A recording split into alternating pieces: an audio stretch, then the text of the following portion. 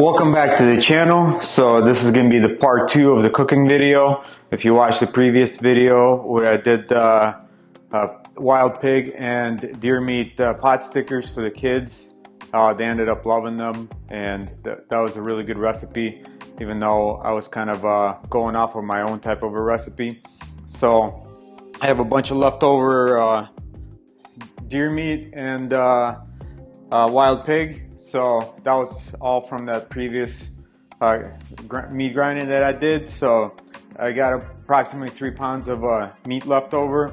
So I'm gonna make one of my kids' favorite dish, which is ricotta meatballs. So this particular recipe I got from my good friend Mila. Her website's Girl in the Kitchen. You can also follow her on Instagram. She's got a really good page. I've known her for over 15 years. I know her personally, all the way when she was going through the cooking school, and now she's a private chef.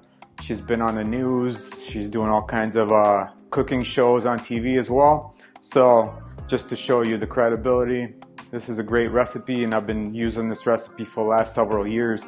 And one of my kids constantly asked me to make these meatballs. So for the last several times I made it, I've used the wild pig, because I got like almost 50 to 100 pounds of it in the freezer from one of my friends. So this is the last of it. So this is going to be the last of the wild pig that I'm going to be using for the meatballs. So let's just get right into it. I slightly modified it just because my kids don't really like nutmeg, so I took that out of the recipe, but I'll attach the actual recipe that she provides in the description below, and I'll add her Instagram and everything else and her website down below so you can check it out for yourself. So the ingredients you're gonna need for this, she says you need a pound.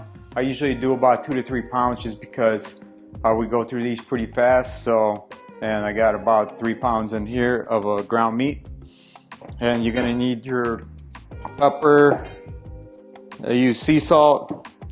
Ricotta cheese, I use the low fat one just because I don't want to add any more unnecessary calories to the dish. So low fat one works pretty fine. And you're gonna need some Parmesan cheese and some fresh parsley from the garden. And you're gonna need some eggs. So I use about 2 eggs for this recipe. And that's pretty much it. So, and you're gonna need a set of gloves, because this makes it a lot easier when you start mixing things and you got to take the gloves off real quick to do something else. So this works out perfectly. So let's just jump right into it. Alright, so the first thing we're going to do is chop up our parsley, and it doesn't have to be super fine. It's just enough to where it will mix in pretty well with the meat.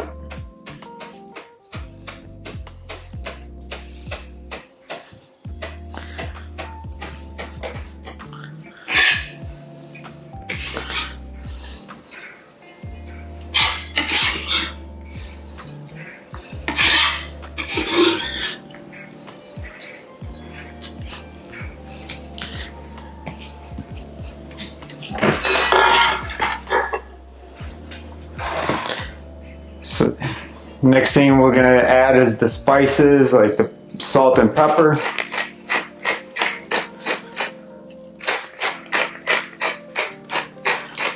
I usually just eyeball everything, include spices, parsley, or anything that I add to the recipe. If you cook long enough, you don't really need to measure anything unless it's something that's super specific.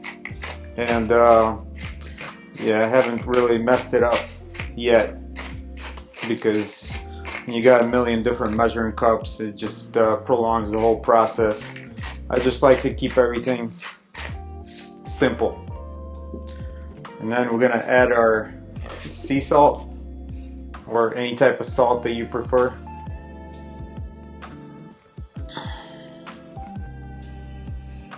Obviously the marinara sauce is gonna be salty as well, so just be cognizant of that. And next we're gonna add is the Italian seasoning. I know it's not in the recipe, like I said, I just like to tweak the recipe slightly myself, just to my tasting, so I like the flavor of the Italian seasoning. I know there's parsley in there as well, but fresh parsley always tastes better.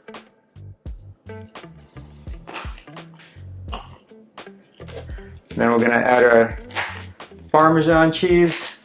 It doesn't matter if it's grated or if it's shredded. I mean, I'm using shredded right now, and I've used shredded for the past several times, and it doesn't really matter because once you put them all in them, it's all gonna melt anyway. So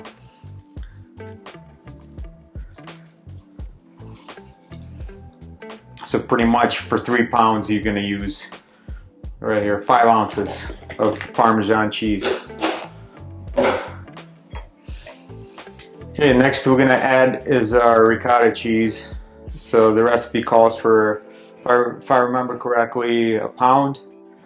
Usually I cut that in half just because I don't want them super runny, just because all the moisture in the ricotta cheese. So for 3 pounds, I'll just usually use about 3/4 of this container, which is 15-ounce container. So if you do the math, about 10 ounces of the ricotta cheese.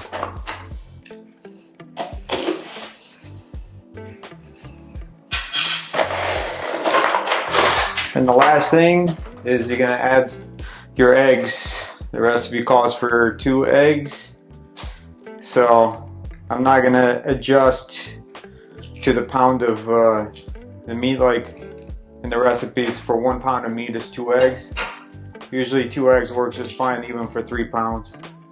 The egg is just pretty much just works as a binder. And this is where the gloves come in. So this is where you're gonna start mixing all of this.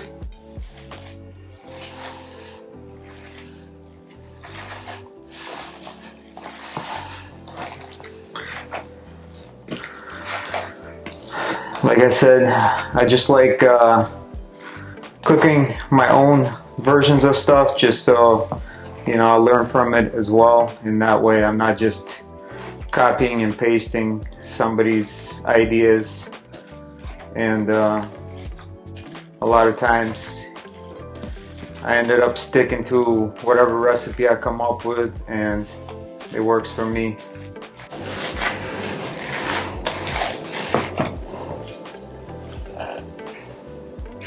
So as you can see, this is what you're gonna end up with this consistency. And as you saw in the previous video, if you watched that, I drained all the liquid out when I ground up the meat, because when you grind up big chunks of meat like that, it's gonna push out all the moisture. Okay, so now that we mixed it all together, next thing you're gonna need is a baking sheet with some parchment paper on top. I already have one prepared right here. And now we're gonna make the meatballs. Okay, so now we're gonna shape the meatballs. This is why you're gonna use the gloves. So just grab a little handful, and pretty much just like you're making a snowball. Honestly, it all depends on the size that you prefer. Like my kids don't want giant ones where they have to mess around with it too much. So I usually make them about golf ball size, if you could see here. Sorry about the autofocus. But yeah, so pretty much about golf ball size is perfect for my children. So this is probably gonna be the longest process, is just roll these up and just line them up, and we'll see you when I'm done with this. Okay, so now that we finished making our meatballs, as you can see, 3 pounds yields about 1 baking sheet full of meatballs. And so the next step is to put these in the freezer. So since I'm not planning on cooking these today or in the next couple days, I'm just gonna freeze them and then once they're frozen, I'm going to transfer them to a gallon bag, and just keep them in the freezer. So when I'm ready to cook them, so when you see the next following video, that's when I'm going to take them out and we're going to cook these. So we'll see you back in a couple days, and we'll go through the cooking process of these meatballs.